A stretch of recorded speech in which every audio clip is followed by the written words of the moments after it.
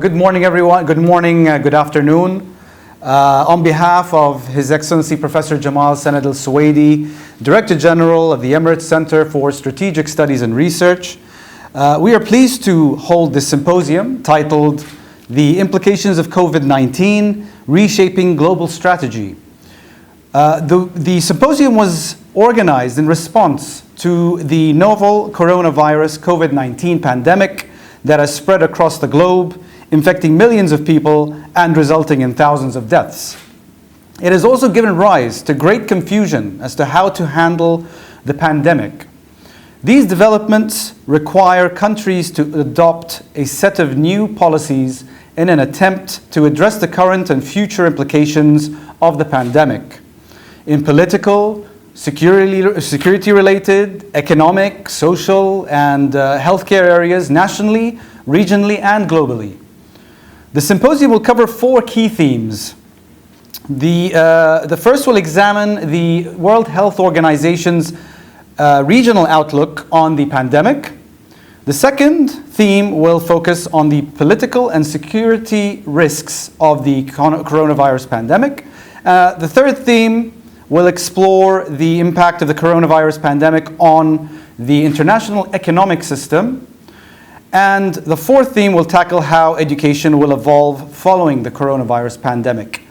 So for the first speaker, we will start. I will actually introduce the first speaker, who is Dr. Rayana Buhaka. She is currently the manager and country focus and support for Eastern Mediterranean Regional Office of the World Health Organization. She has been in Cairo since August 2014. She is the country officer also of UAE, and she is responsible for strategic operational planning and implementation of the joint collaboration programs between the World Health Organization and UAE, managing initiatives and ongoing technical and policy advice and support, and she is also support liaison. So we would like to invite Dr. Rayana to speak on the World Health Organization's regional outlook on the pandemic. Dr. Rayana, you have 15 minutes. You can go ahead. Hello, assalamu alaikum, and thank you for inviting me. I am going to give you a very brief overview on the situation in the region without really going too much into the details of the numbers, which are evolving and sometimes changing day by day, or even sometimes within the same day. I just want to make sure that I specify that our region, the Eastern Mediterranean region in WHO, covers countries from Africa, so with the exception of Algeria, North Africa countries. So we have Tunisia, Morocco, Libya, as well as Egypt, and then we have Sudan, Djibouti, Somalia, and we then move to the Middle East, and we include also Afghanistan, Iran, and Pakistan in our region. So our region is really not just the Middle East. I just wanted to specify this. In our regional overview, and the most updated one, we are not doing very bad in terms of the global number and the pandemic, in terms of numbers of cases and number of deaths. However, we have several hotspots, and I'll mention those.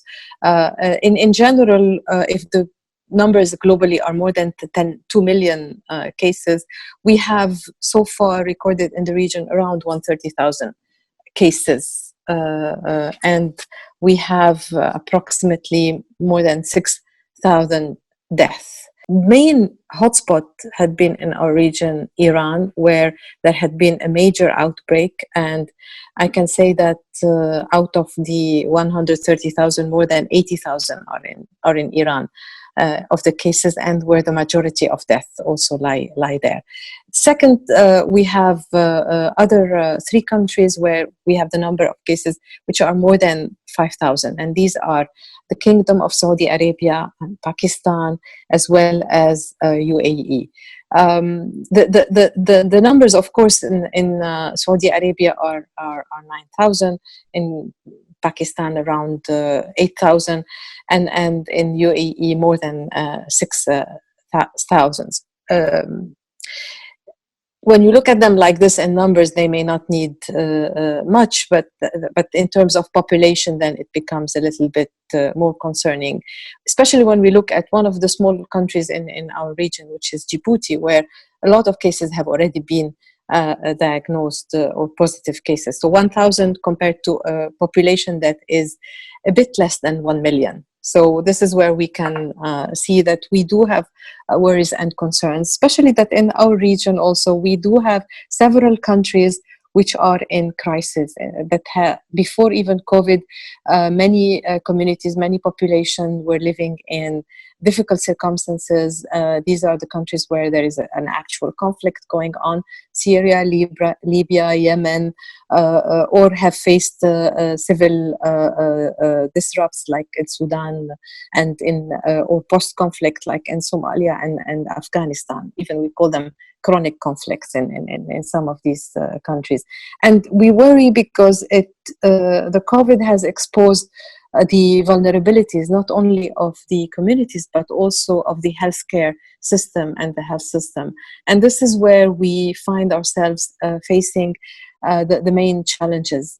In many of those countries, first, the number of healthcare providers, the doctors, the nurses, the healthcare staff, is not optimal.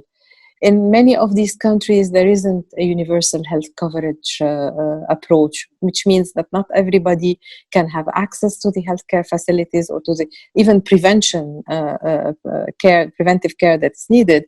And this is already a major blow in those countries where you want to have some of the main messages and awareness pass through.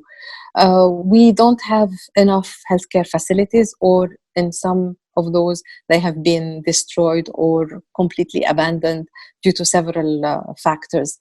So the challenges from that perspective is what has been driving the response in many of those situations.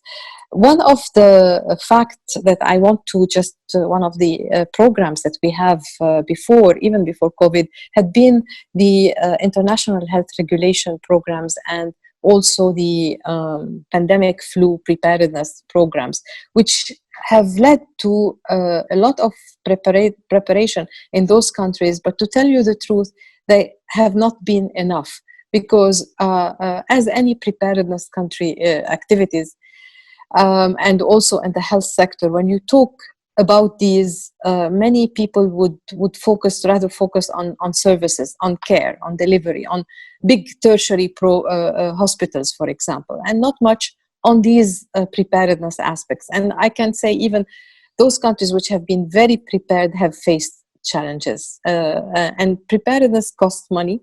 Preparedness needs efforts.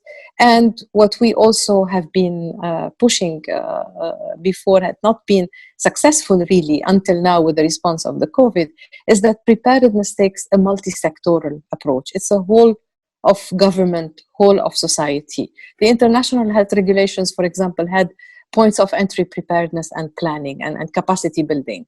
Points of entries mean the airports, the ports, and any cross-border, crossing.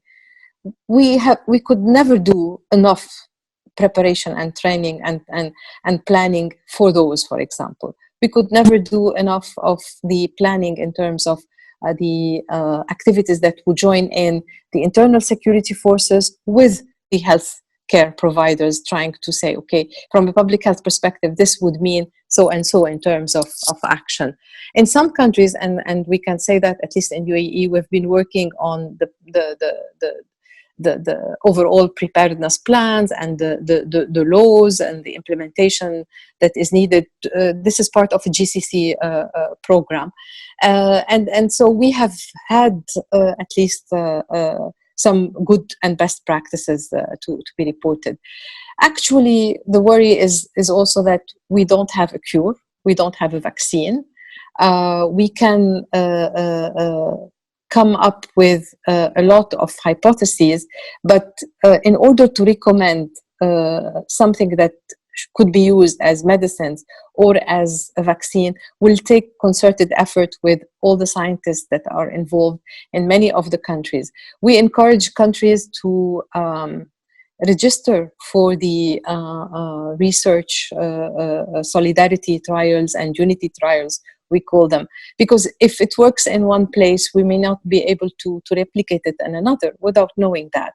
So we need to make sure that data is shared, best practices are shared, successes in one place or another are shared, and also even if we know that something has not worked out, that we can transmit this to another country or to another region, even in WHO.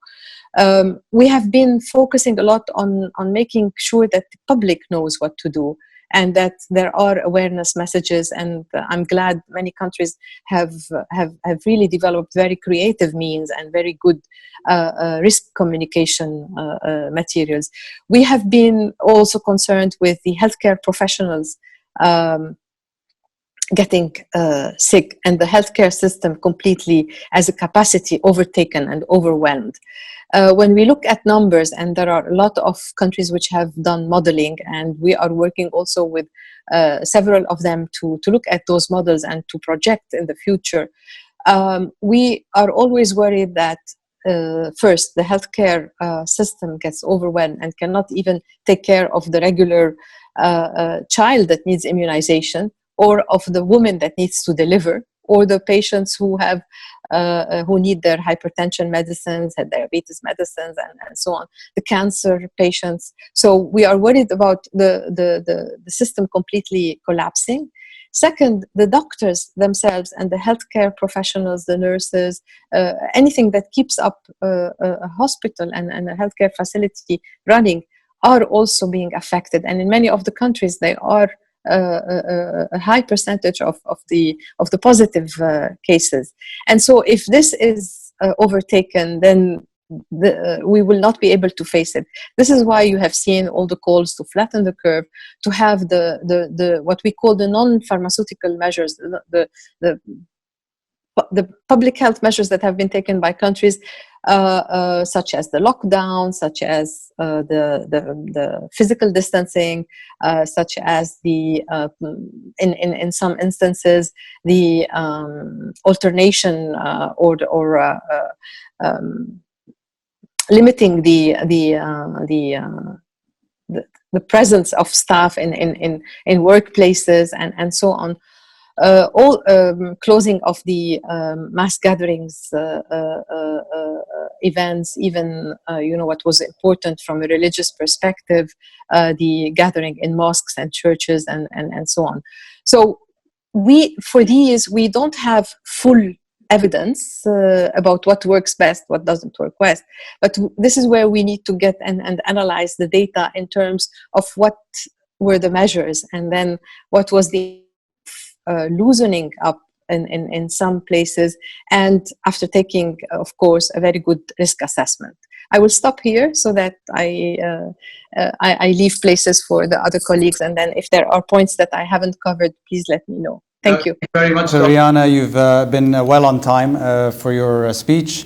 Thank you very much for your insights in which you outlined the nature of cases around the Eastern Mediterranean region, as well as some African and Middle East countries, as well as the vulnerabilities they face in terms of access to healthcare coverage, as well as preventive measures that need to be or ought to be put in place in these countries. In addition to shedding light on the programs that the WHO have supported and spearheaded, and the difficulties they face, especially in this time in the crisis. I will move over now to our next speaker, and we'll introduce her. This is Dr. Shirley Yu, is a political economist, a senior visiting fellow with the London School of Economics, and an Asia Fellow with the Ash Center of Harvard Kennedy School. She is a former national TV broadcaster, a seasoned global senior executive and board member, and also is a frequent guest on the BBC News and a contributor to the Financial Times. Dr. Shirley Yu, you'll be speaking on the impact of the novel coronavirus pandemic on the international economic system. You have 15 minutes, Dr. Shirley. Thank you. First of all, good morning, good afternoon, everyone. I want to thank Mr. Hamouzi for this special opportunity, and I also want to thank the Emirates Center for Strategic Studies and Research for generously hosting this event. And so I think it's important that we start with sort of an assessment of where we stand globally currently. If we look at the past 100 years of global economic history, during the 1929 to 1933 Great Depression era, US's GDP contracted 26% from peak to trough, and it took about 8 years for the economy to get back to 1929 level, only in 1937. And during the 2008 to 2009 Great Recession, as painful as the memory still seems to linger, the US GDP actually only contracted about 4.6% from peak to trough, and it took about only 2 years to recover. And so now, in looking at the GDP output contraction for China in particular, because it was the first country that was infected basically with COVID-19, and for the first quarter GDP that was announced Friday, China's first quarter GDP growth slid or contracted 6.8% year over year. And it's indeed the worst quarter China has ever seen since GDP methodology was adopted in assessing the Chinese economic system. And so similarly, Goldman Sachs, as well as UBS, other investment banks, they have come up with predictions that in the second quarter, there will be likely a double-digit contraction for the United States and also for the European economies, possibly even in a weaker scenario. And so China, during the first quarter, was primarily hit with a supply side shock, I would say. You know, factories couldn't open, they couldn't produce.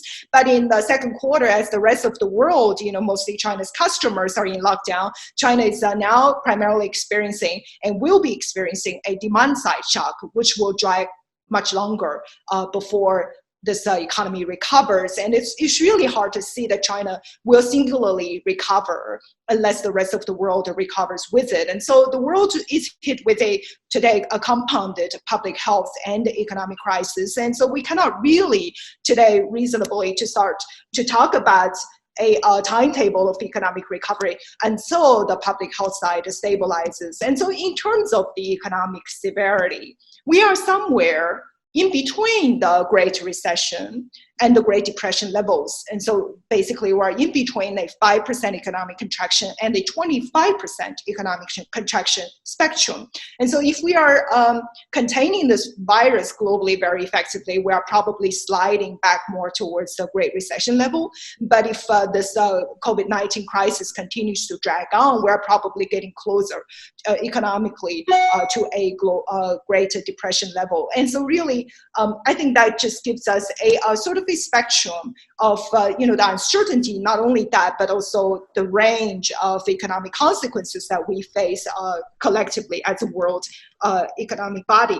And so let's look at specifically where China stands, because it does serve as sort of a case study. And so there's a feeling that China is entering into a post-COVID-19 era now. In Beijing, we're starting to see traffic jams for the first time for a long time, which is a good sign. Also, Tesla sold 12,000 cars in March in China alone from its brand new super factory in Shanghai.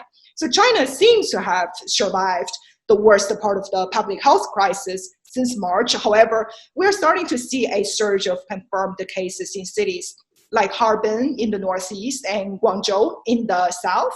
And schools are still closed in China, or I should say many.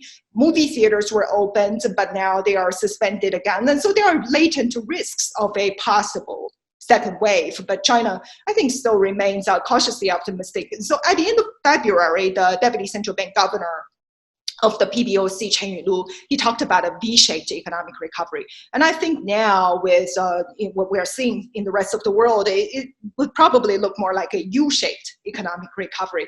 But if indeed there were a possible second wave hitting China, we probably will be looking at even a W-shaped recovery. It'll take a long time.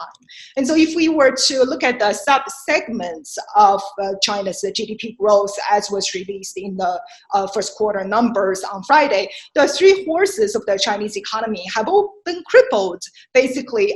So China has been relying very heavily upon this, what's called the three horses, or three growth engines of the Chinese economy, and that's consumption, trade, and the investment. And so if we were to look at these three components respectively, retail sales were down roughly about 16%, fixed asset investment was down a little over 16%, and so it's actually rather interesting that it's actually trade, particularly export, that has been holding China's first quarter GDP up. Otherwise it could have been perhaps an even deeper economic contraction. And so if we were to look at trade, the trade will remain weak, and a weak part of China's economic growth story. The export-led economic growth model for China is gone.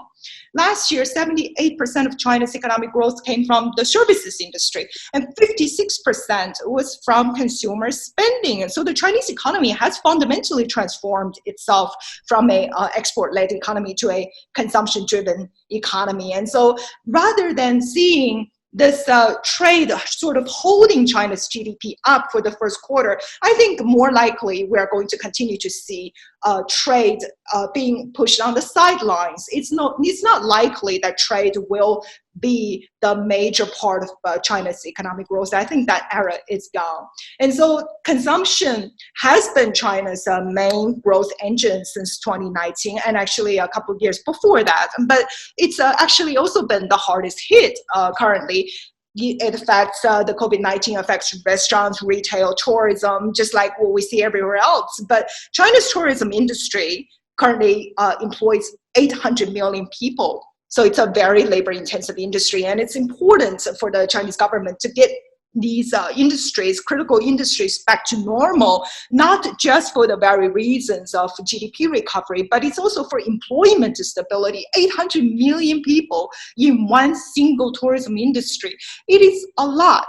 It means employment stability, and for a country such as China, it also means social stability, which is crucial for China's political and economic architecture. And so now the consumption recovery will take time, obviously, and I would even argue that some of the lost consumption is not recoverable. Say, for example, I cannot have 2 meals a night for the rest of the year just to recover for the lost demand in the first half of the year. And there's only one Valentine's, one Easter, one Mother's Day, one daughter's birthday. You know, how do you recover these consumption demands once it's lost?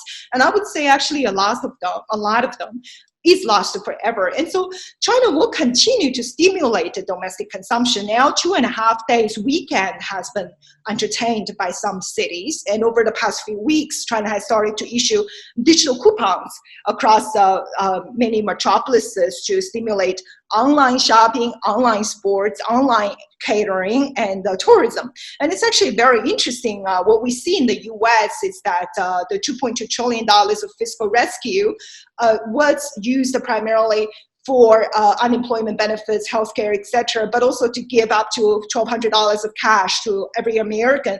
China has not resorted to giving cash, but China resorted to giving digital coupons. And so China has a very high savings rate. As of 2019, it stands at 45%.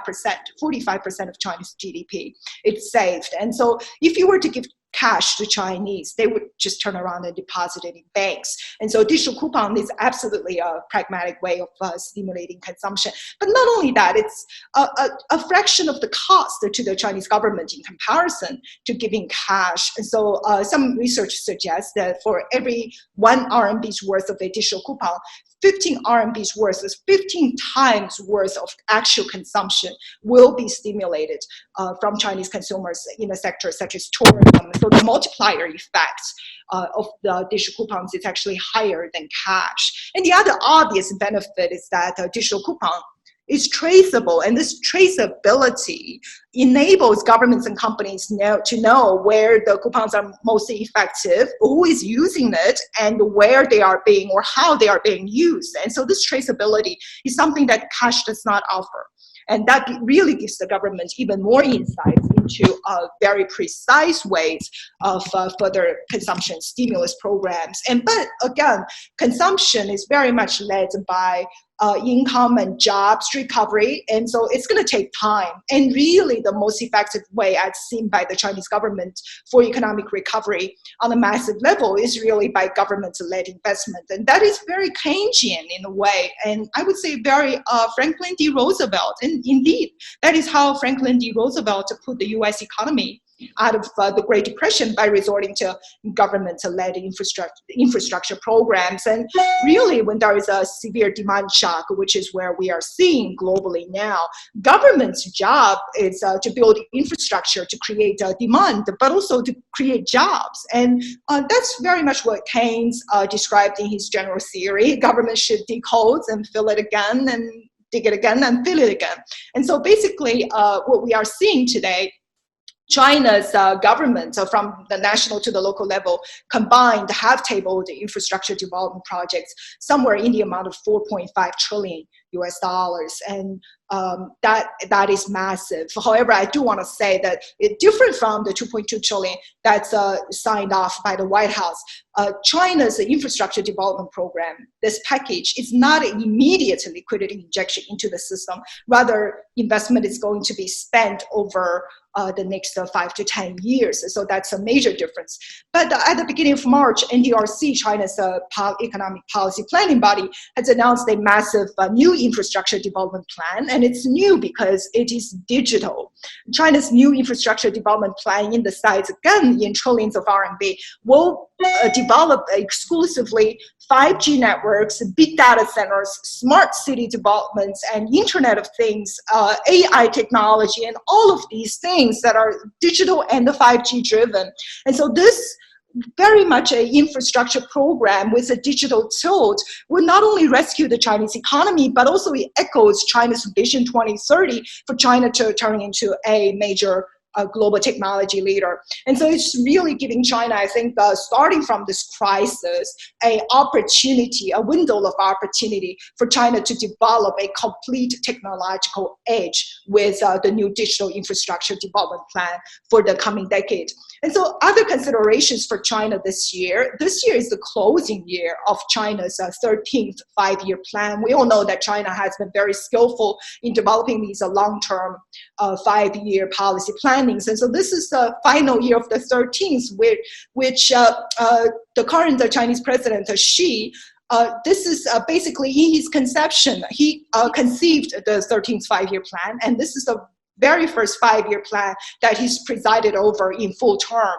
And so it's really important that it gets executed properly, despite all the difficulties. And so one of the the bottom line criteria for the 13th five-year plan is poverty elimination. So given the current situation, the World Bank Organization has assessed that China has lifted over 800 million people out of poverty. And so now we have a very small number to go in China to say that China has completely eliminated absolute poverty by 2020. And so with all the numbers and assessments, we probably have a little less than 10 million people to go in China.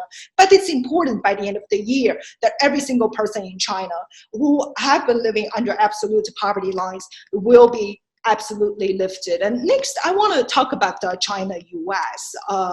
And because this pair, the duality, the relationship between the world's two largest economies fundamentally it has a spillover effect to all the regions around the world. And so the first one is really trade war implementation. China is currently purchasing agriculture in bulk quantities from the US. Just remember, you have 1 minute left. 1 minute left, yeah? Oh, is it? Just 1 minute. So the agricultural trade, as we see now, there is a fundamental disruption to the global food supply chain. And so that's very important that it's in China's interest to continue to execute the agricultural commitments. But as far as the $80 billion in manufacturing and $40 billion in energy, it is, I think, at the moment, both US and China are thinking about, well, let's wait and see how this COVID-19 situation pans out. But it's important to understand that trade is really a small part of the puzzle, because China and the US, the further decoupling, I think that is a trend that is inevitable. But it also means a global recalibration of supply chains, and that'll potentially bring benefit to all regional economies. Say, for example, ASEAN has seen double-digit growth with trade both with China and with the United States. Europe has become a large trade beneficiary, and also China has invested $150 billion in the MENA region through the Belt and Road Initiative. China has built this the world's largest solar tower in the UAE. And also Huawei had signed the very first 5G core infrastructure development network in the Middle East. And so all of these things means that the MENA region can become a potential quintessential partner for this whole recalibration of the global supply chain, but also the digitization of China and its potential expansion throughout the region. And so there is a lot of opportunities to look after. And I think the digitization process, as we see how China resolves this COVID-19 crisis, China has digitized using AI technologies to start trying to develop an app to basically gauge the nation's mobility. Every Chinese is given a color code to basically indicate if they are green, that means they are safe to move around. If they're red, they should be home quarantined. And so AI solutions, as we can see, are very effective for populous countries and regions in a way that it's impossible for human capacity to accomplish these. And I think the digitization process is where China... I have to stop you there, Dr. Shirley. Thank you so much for your insight, and obviously we'd like to thank Dr. Shirley for her take on the economic and financial ramifications of the coronavirus pandemic, in which she pointed out how we are between levels of the Great Depression, perhaps in the Great Recession of 2008. In addition, how China's economy is slowly coming back online, where some segments are picking up, although many challenges are still abreast.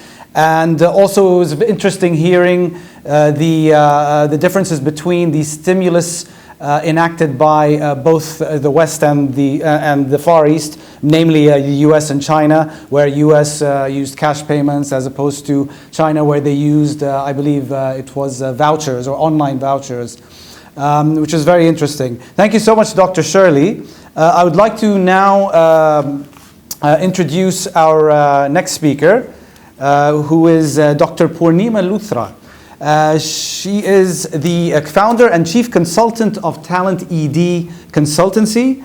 Purnima is part of the teaching faculty at the Copenhagen Business School, as well as a corporate trainer, keynote, and TEDx speaker, and World Economic Forum article contributor. She has over 12 years of teaching experience in the area of diversity and inclusion, focusing specifically on generational, cultural, and cognitive diversity, and has written a number of cases with large multinational companies. Dr. Purnima Luthra, she will be speaking on the how education will evolve following the coronavirus pandemic. Dr. Purnima, you have 15 minutes. Please go ahead. Yeah, thank you very much for having me here to share my thoughts about the impact of COVID-19 on the education industry. And I'm going to look at this from a number of multiple angles. The impact of COVID-19 has certainly been far-reaching and has impacted all of us in different ways. And as we've heard from the previous speakers, it's all, of course, impacted different industries in different ways as well. So professionally, as a tertiary educator and consultant, this pandemic will definitely have an impact on the research that I do around generations that we're educating, the future of education, of course, as well as the skills that future talent actually needs. More practically, actually, what's interesting is that after having, as you said, teaching for 12 years in universities, I had to deliver my first online lecture for my university elective at CBS the morning after the lockdown was announced here in Denmark about slightly over a month ago.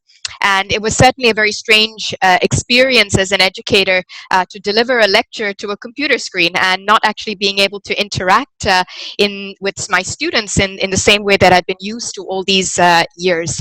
I also look at this issue as a board member of a large international school here in Denmark, to see how strategically this pandemic would actually impact educational institutions as we plan for the future as well. More personally, I think I look at this as a mother of 2 primary school children who've had a number of weeks of remote learning at home and who have actually just returned to school. We've opened schools here in Denmark, primary schools here last week, in an environment, and they're being educated in an environment that looks very different from what they've been used to, with many strict and obviously necessary social distancing measures. According to the UNESCO statistics, there are about 1.38 billion students worldwide who are actually not going to school or universities right now. And about 1/3 of the global population is actually under lockdown because of the virus. So this has, of course, forced educators in kindergartens as well as all the way to universities to really think differently and adapt in the ways that we actually deliver education to our students. What is interesting in the education industry is that for a while now, there's been a lot of discussion about the need for educators to rethink how we educate and what we're educating our students for, to find new ways to prepare students for the 4th Industrial Revolution. So COVID-19 has certainly disrupted the education industry and has impacted it in many ways. And we can see educators around the world embracing and trying their best to find creative ways of educating students under these lockdown conditions.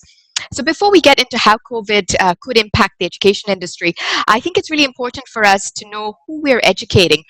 In our schools and universities at the moment, we have students from Generation Z as well as Generation Alpha.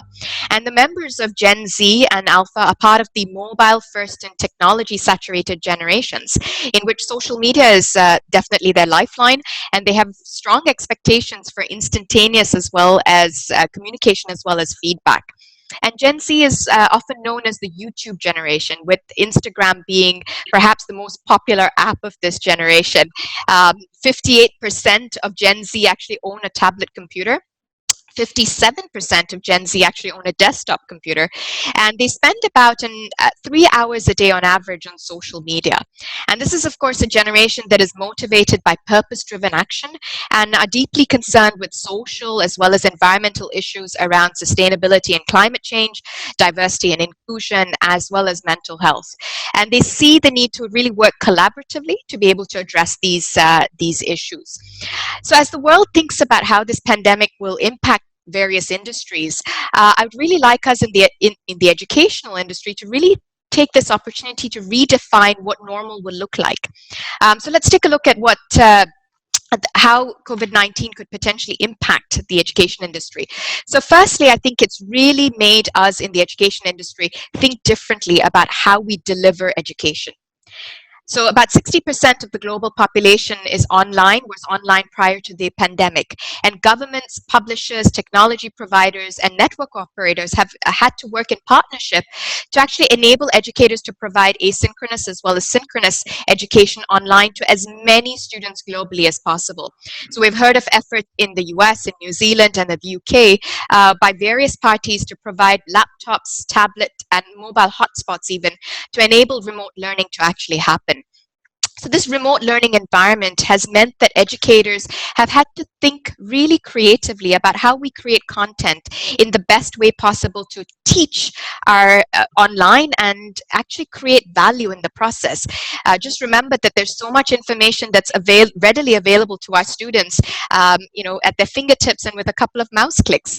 And so this really has provided a catalyst for thinking about the shifting role of an educator to ensure that we educators continue to add value in our students' education. The remote learning under lockdown has also shown us that there could be a flexibility, in fact, in how education is delivered. And we could be thinking in the future about alternatives to more traditional educational formats and structures. I've had conversations with both educators and parents who actually say that their students or children are actually flourishing in this remote learning environment. This could potentially lead to the birth of a more permanent remote learning options for students who actually prefer perhaps such an educational experience. One thing that has really come through is that even for the tech-saturated generations of Z and Alpha, they are craving social interaction and physical experiences away from their devices. This has been perhaps the biggest challenge for educators to try and address through these online platforms through the lockdown. It also emphasizes, I think, the need and the deep importance to maintain face-to-face interaction in a student's educational experience. Secondly, I think this pandemic has made us think about what we're educating our students for. So there's been a lot of research and discussion around what the skills of the future would be. These include higher cognitive skills of entrepreneurship, creativity, as well as innovation, as well as social and emotional intelligence skills, including resilience, adaptability, and having a growth mindset. So COVID-19 has really demonstrated that these skills, especially around resilience, adaptability, and having a growth mindset, are absolutely crucial to being able to navigate the current pandemic, as well as what lies ahead. The virus has also really demonstrated the interconnectedness, if you like, of the world that we live in, and the skills needed to work collaboratively and effectively across these differences are so crucial to solving some of the biggest challenges that we as humanity face. At the tertiary level, I think it's exemplified the need for more interdisciplinary education to be able to address the most pressing issues of our time, as well as to come up with the most creative solutions that involve these interdisciplinary areas. What is really interesting also to note in this area is that with important grade 12 exams, for example, being cancelled, universities are having to reshape their admission processes and criteria. And if they're able to make good admission decisions, it begs the question of the role of final exams and the need perhaps to shift what we are teaching towards skills that are really needed for the future, as well as assessing students on a different set of more relevant criteria. Finally, and this is possibly, I think, the most important one, COVID-19 has shown us that we really need to address some very serious issues in the education industry. This pandemic has really brought to light the inequality, if you'd like, in both the quality as well as the accessibility to education globally. And it's also highlighted the digital divide that we see that seems to exist across the world. With the need to achieve the UN Sustainability Development Goal number 4 to ensure inclusive and equitable quality education for all within the next decade, it really requires various public as well as private institutions to come together to really address how we can achieve this, to make our educational systems more resilient, inclusive, as well as equitable for all globally. I do feel that we stand at a unique point in human history right now to really define what education would look like for future generations, for Generation Alpha, but beyond that, in a post-COVID world. This presents many opportunities as well as many challenges that we as an industry must address. And this will require the various stakeholders in the educational sector to come together to think really hard and honestly about these issues, and then take the necessary actions to address them. And I'd like to leave you with a quotation by Nelson Mandela that I think is really important for us to keep in mind as we think about what education is going to look like for the future. Education is the most powerful weapon which you can use to change the world.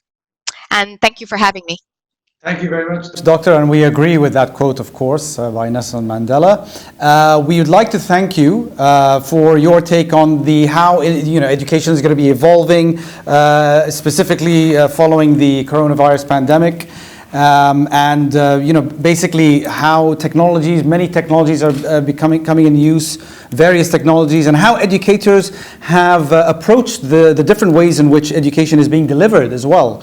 Even for, when you noted Generation Z and Alpha, who are the generations more adept at the technologies of the day, even they are lacking the social element during this lockdown phase, which is interesting to note. And it's very important that hopefully, once this is all come to hopefully a swift, ending, that we will start gradually to pick up the social aspects of our daily lives, which we used to have prior to the pandemic, of course. In addition, of course, you mentioned a digital divide becoming more apparent because those who lack access to the technologies that enhance or enable the education, that's becoming more apparent, and that should be addressed, of course. So very interesting, and thank you so much for your thoughts. So now we will move on to our final topic, which is political and security risks in light of the novel coronavirus pandemic, to be delivered by our speaker, Ms. Kirsten Fontenrose. Ms. Kirsten Fontenrose is the Director for Regional Security in the Atlantic Council's Middle East Division. Prior to joining the Atlantic Council, Fontenrose was Senior Vice President of Global Relations for the DC-based consulting firm Sonoran Policy Group. Her work there built indigenous capacity for partner countries in fields that prepare them to address emerging threats. In 2018, Fontenrose served as Senior Director for the Gulf at the National Security Council, and she was leading the development of US policy toward the Gulf Cooperation Council countries, Yemen, Egypt, as well as Jordan. Ms. Fontenrose, you have 15 minutes to deliver your lecture. Please proceed. Thank you to the Emirates Center for the invitation to participate in this discussion. I will focus on the potential security risks that are posed by coronavirus. We will start with the most immediate and tactical risks, then move to the more long-term and strategic. The 6 I will discuss are not a complete list. I've chosen those that have received the least attention in the media to add to the discussion, and I look forward to comments from others adding to this list.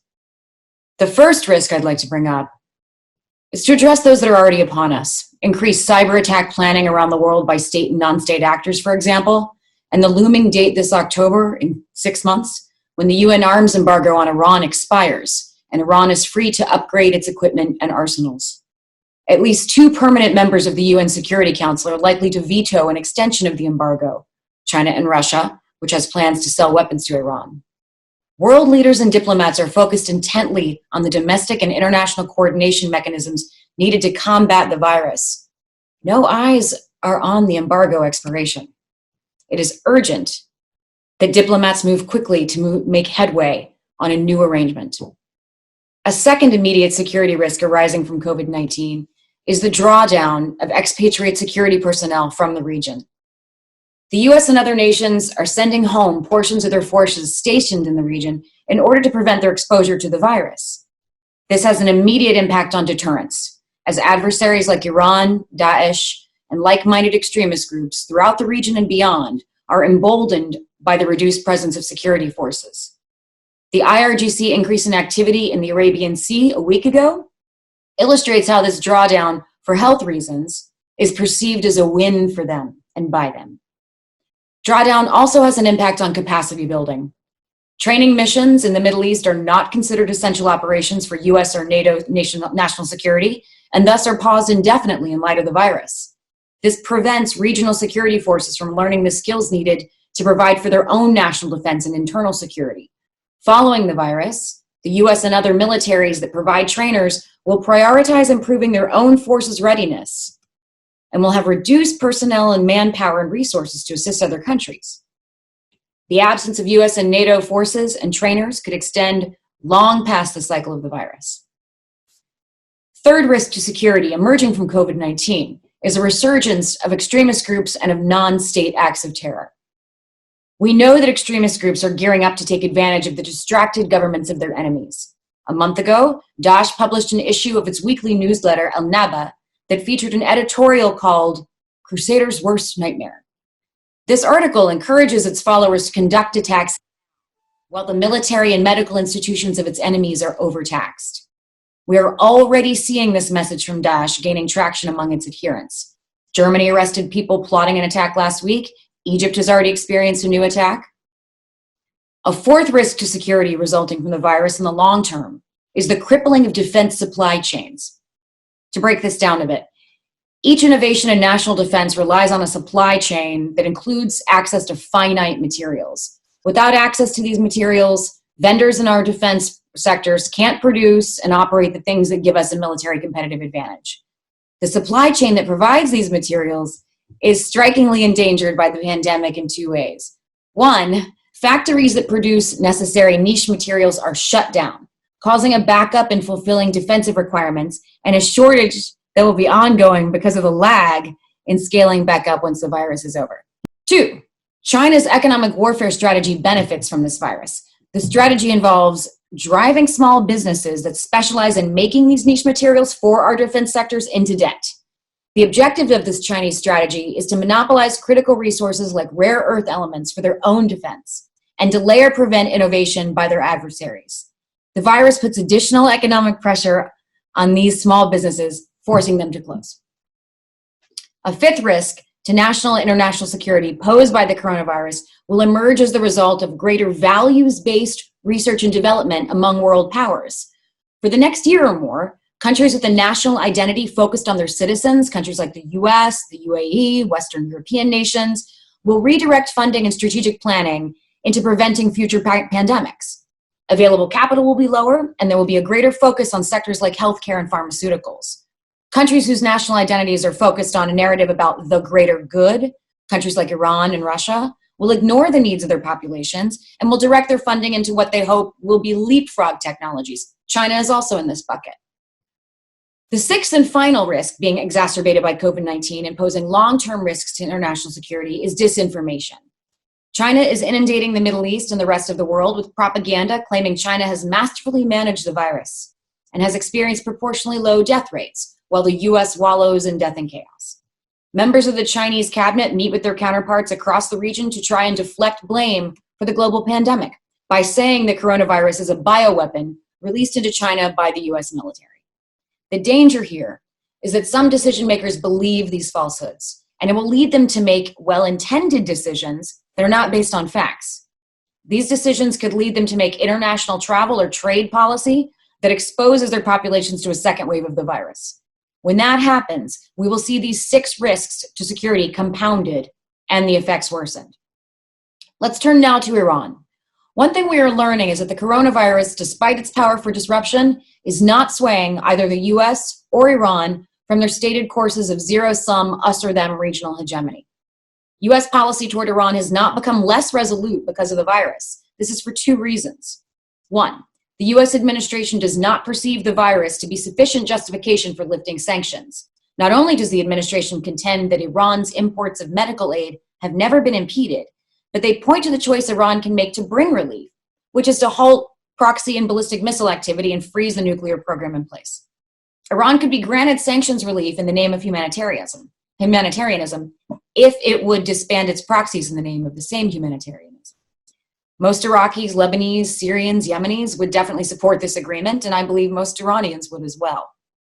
Another reason we will not see sanctions relief is because of the recent Financial Action Task Force confirmation that Iran does not meet international standards for countering money laundering or countering terror financing. So even if sanctions on Iran were lifted, banks still could not do business with them. The second reason why US policy toward Iran has not become less resolute because of the virus is this. During the virus, Iran has continued the tempo of attacks by its proxy militias on the US presence in Iraq. The US understands this to mean that the regime in Tehran maintains a war footing despite the health crisis and therefore should be treated as such. The US has taken several attacks in Iraq in recent weeks without retaliating. But if the attacks continue, the US has made it clear that it will react, and the reaction will be retaliation for all of the militias attacks together. It will be big. It is important to note that we are no longer in a tit-for-tat scenario. If we look at Iran's strategy with regard to its conflict with the US, are we seeing a shift due to COVID-19?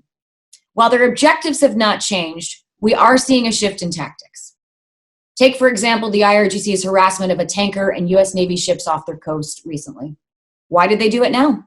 when everyone is trying to prevent escalation in Iraq? Why create a situation for escalation elsewhere? There are several reasons. One is to rally support at home when the population is angry about virus mismanagement. You may have seen this week that Iran staged a military medical parade, showcasing their mobile hospitals instead of tanks. This is because they know the population is more concerned about the virus than about military strength.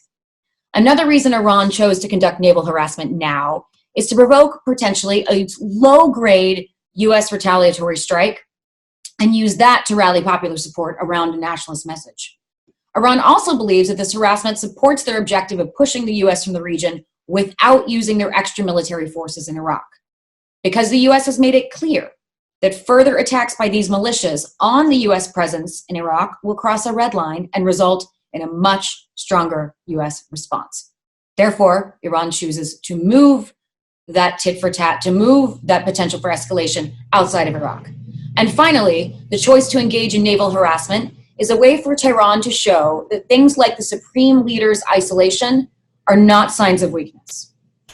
Iran's foreign policy thus far, has not been effective. Iran has not successfully driven the US from the region. Iran has not forced President Trump to lift sanctions. Iran has not driven a wedge between the US and Europe. Iran has not installed legitimate governments deferential to them in Yemen, Iraq, Syria, Lebanon. GDP in Iran has contracted by 30% since the start of the virus. That's double the impact of sanctions. But only 30% of government revenue is tied to oil. So Iran has not been hit as hard proportionally as other oil producers by the reduced demand for oil resulting from virus lockdowns, plus the Saudi-Russia oil price war. The virus impacts sectors in Iran that had not taken a large hit from sanctions. Things like tourism, trade within the country, things like exports of non-petroleum products. The fact that the regime will not curtail funding to the IRGC to redirect those funds that they do have to alleviate the health crisis illustrates what a high priority the IRGC budget is.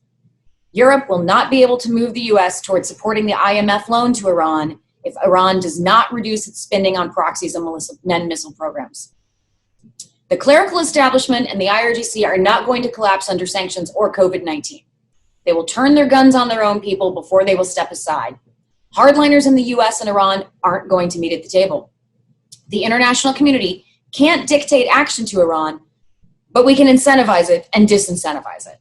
European mediation is not going to work as long as Iran believes that holding out advances their objective of driving a wedge between the US and Europe. So we need a behind-the-scenes arrangement between the US and Europe that lays out commitments. For instance, if Europe pressures Iran successfully to shift funding away from proxies toward domestic needs in exchange for Europe not condemning Tehran publicly for their attacks and provocations of late, then the US will agree not to back the IMF loan. They've got to be very specific. And if the US and Iraq agree on steps together, Iran risks losing all of its friends if it holds out against such negotiation. And Iran can no longer play Europe against the US. We also need the GCC, led by the UAE and Saudi, to arrive at a mutual pact of non-aggression that creates safe skies and safe seas in the Gulf. Bilateral discussions of such agreements are already underway. They should be made public so the US can acknowledge them as steps toward de-escalation and therefore make a step toward de-escalation itself. This would begin to walk us back from where we are now, which is on the brink of war. Prior to the virus, conventional wisdom said that Tehran would wait out the US presidential election. While the regime still likes that plan, their street is focused internally and may press for their own needs before then. At that point, instead of forcing the regime to defend itself, the international community should adopt a position that allows Iran to save face and makes it look like their idea to make changes that benefit both their population and alleviate international concerns about Tehran's goals, since those two things often are in harmony. COVID-19 is giving rise to new security risks and compounding others, but it is not, unfortunately, creating the types of pressure that would reduce any. Thank you, and I really look forward to comments and conversation. We would like to thank Ms. Fontaine-Rose for her insights into the political and security risks and the possible scenarios that may arise as a result of the global pandemic. Indeed, the speaker touched on the nuances of the conflict between the US and Iran, as well as their implications toward countries like Saudi Arabia, as well as the wider Gulf region. And she also touched on how the pandemic could reshape the global world order in a more permanent way, perhaps, and what this will probably mean for major world powers and more broadly the wider world in general. So we'd like to thank her. We would like to thank, on behalf of His Excellency Professor Jamal Sanad Al-Suwaidi, the Director General of the Emirates Center for Strategic Studies and Research, and on behalf of all of us here at the center and in the UAE, we thank all of our speakers, and we wish you all safety in the coming months, and hope to see you soon, hopefully. And thank you so much for all your input. Thank you so much. All the best. Thank you, and stay safe. All the best. Thank you for having us. Thank you. Thank you for being online with us. Thank you.